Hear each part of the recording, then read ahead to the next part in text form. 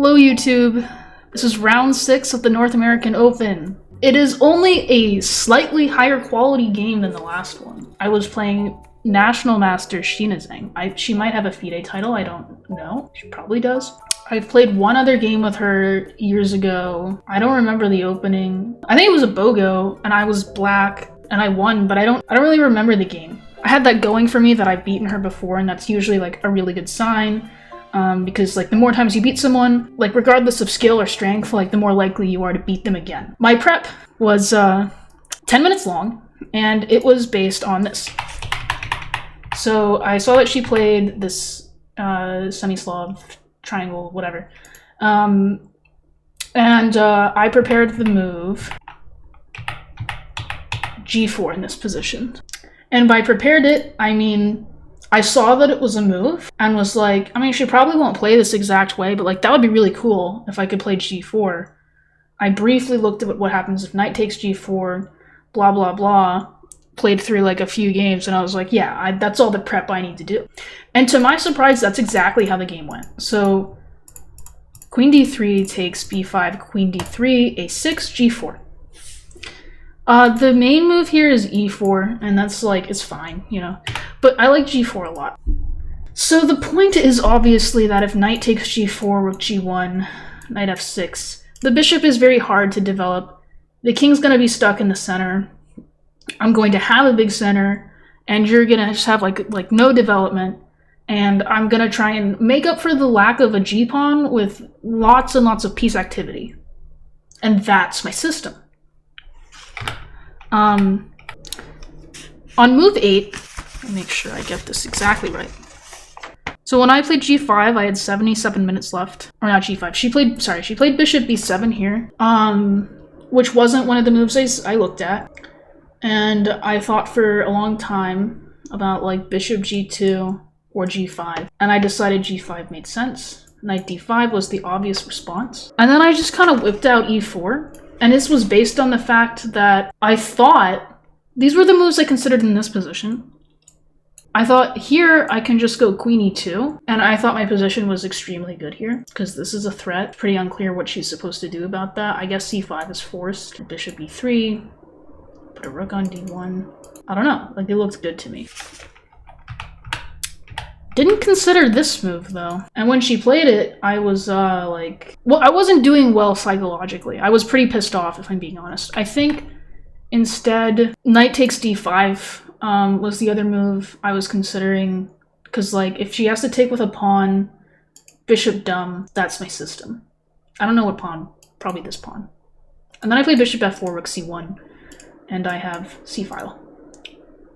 And she can't really take advantage of this, like, I don't really even think it's like overextended or whatever. I think it's fine. But like I felt like already the game was like, I felt like a complete lack of control.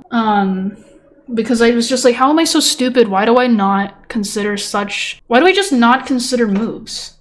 And I don't know, I think psychologically I'm so fucked up from hanging my queen the previous game. And I wasn't doing well. So she goes C5, the natural response. And for some reason I play bishop E2. I'm not sure why I didn't play bishop G2. I'm really not sure.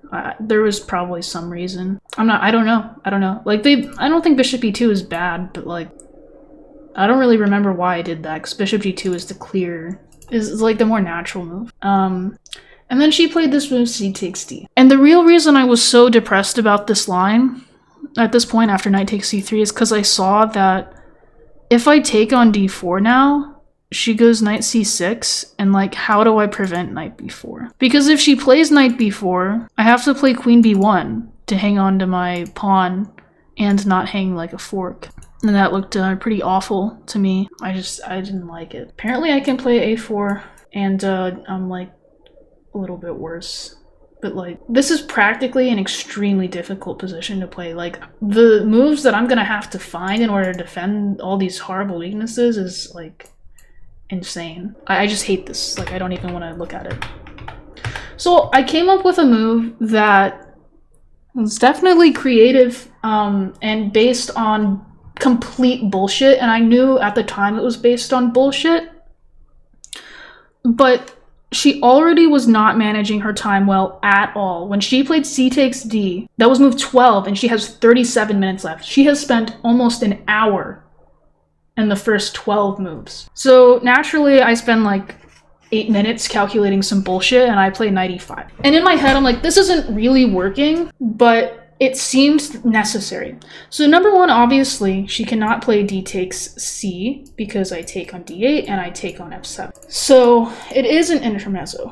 If she plays knight c6, I'm happy. The knight's not coming to b4. I can take on d4. Put my king on f1. This is fine. I don't care. That would be a win. If she plays like bishop d6, I still take on d4. If she takes again, I actually think this position is quite good for white. I have like my pawns look kind of dumb, but I have two bishops, and like I'm just controlling lots of central squares, and like maybe this is sometimes like keeping the king in the center. If she doesn't castle soon, I could play queen d6 also in some positions. I just thought this looked pretty good, and it is. It's like equal. I thought that if she like, what was my other stupid line that I calculated? If like bishop e7, maybe I just take. I was seeing some lines that I can't really remember, but like they had to do with like this type of stuff and like this. It clearly was not real, but I was calculating things and stuff. And then that took me 6 minutes, and I did some very sloppy calculation, like, all right, whatever. That'll get me a lot of extra time on the clock. And she thought for 4 minutes and just played knight c6. So that's kind of like a win. I feel like that was a very good practical move, because either she was going to go really low on time, figuring out if it was bullshit or not, or she's just going to give me what I want, which is trading the knights. So say what you will about me, but like, I don't know. That's practicality, I guess. So she goes bishop e4 check. I go king f1. Castles. And keep in mind, my position is not good. It's bad. And I was aware of that. And I was very unhappy, because I really wanted to get those cool lines. I wanted to get a cool position where I get to like play an interesting game. And I just, something so dumb, like not considering knight takes c3. I only considered this move and this move. Like God, like what is wrong with me? You know, this is what was called. That's my head. Anyway, I kind of quickly played h4. I was pretty sad. She played f5, which, you know, I kind of knew was coming, but now I do another stupid miscalculation. So here is the line I calculated. G takes f6, queen takes f6. Rook h2, rook d8, bishop b2, queen f4, attacking my rook, rook g2, queen takes e4, rook takes g7, king takes g7, d5, check, winning the queen. So this is the line that happened. And then I realized when I got here that if I play rook g2, she can take with the bishop. Another move I did not consider, and I would be lost here. To my credit, this is completely winning. But now again I want to kill myself, because like I have to defend this mate. I'm losing a pawn. Queen h3 is forced, and I am -4 here. I saved the shit, and it is only because her time management was horrendous. She had 6 minutes left here. So bishop takes e4, queen takes e6 check. And then I do the old reach around, if you will, to defend my rook. At this point, my king is weak. My rook on h2 is unbelievably stupid. She has a lot more play on the queen side, like ability to create a passed pawn, for instance. Bishops are more active. Her rooks are more active. Her king is safer. Her pawn structure is better. What do I have? Nothing. I have nothing but time. Just like in life, all long lines are wrong lines. It's true. Our pieces are not like, this rook was pissing me off so bad. Like, but she traded the queens, which actually brings it down from -5 to only -1. So it's good that I knew that's what I had to do. Like, I mean, obviously it makes sense if you're getting attacked to trade pieces. But I mean, I also have a passed e-pawn now. But I mean, endgame's like, that's my time to shine, you know? So it's black to play. How do you keep the very, very strong advantage? There's only one move that like keeps like a completely winning advantage. And she had like 5 minutes, so. Trading queens while in the midst of a raging mating attack, sure, but also like the endgame is great for her, and she has 5 minutes left. So, and I have like a lot. I have 47 minutes. I have 47 minutes, and she has 4. Like, how the turntables, you know? Yeah, queen e3 is definitely the first thing to consider. So actually, bishop d6, I wasn't really that concerned with, because then I trade the queens. I don't know how you want to take, like if you take this way, I play rook h3. I was kind of expecting something like this. I'm definitely worse, don't get me wrong, but you're not winning. So, yeah, so queen e3 is the only winning move. It's like +5. What do I do? Like, what do I do, you know? I can't defend the mate. Because if I go rook g or queen g5, there's rook f2. Boop! Oopsies.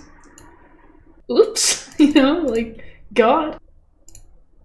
So I would have to do this. Queen e3 is nice. And then you know, you have to know that this is just winning, which, like, obviously it is. I think trading queens was, like, not, like, the most unreasonable thing in the world. I think it was reasonable to expect to beat me from this position, even though she had 5 minutes and I had 47. So we trade the queens. Rook d2 is obvious. Bishop c1 is forced. Rook c2. Bishop e3 is forced. Bishop c3. Rook c1 is forced. The tough thing for her too is she doesn't even get to think on my time because all my moves are obvious and forced. So bishop e5 was kind of a nice move that I was hoping she wouldn't find, but if she takes this rook, I'm doing great, I think. I mean, not great, but like, this is the rook I want to keep, not the stupid... God, the rook on h2 is so stupid. But she takes this rook, and I go rook h3. She goes h6, and that's like another like probably big mistake. Like she needs to really push me back more. Like I was gonna play rook f3 here. I don't know. I think h6 is like just playing a move to get closer to time control move. Because now I have this kind of nice maneuver. So I played bishop c5 to b4, and now I have rook a3, and it's like, it's looking kind of good for me now. I thought my chances were quite good at this point. She goes bishop f5, rook a3. It's difficult to defend this pawn. It's like these pawns are blockaded nicely, like by my bishops. So we just attack the weak link. Rook c1, king g2, and bishop c8 struck me as a blunder, which I think it probably is. I think it's a blunder, maybe at least a mistake. So bishop c8, she plays with 1 minute left. I have 29 minutes. What result should white be playing for here? I think we can probably just automatically play rook e3. What can, like, is white... I mean, rook e3 automatic. Can white play for a win here? That was what was going through my head. So, like, I had 27 minutes after rook e3. I fought for 12 minutes.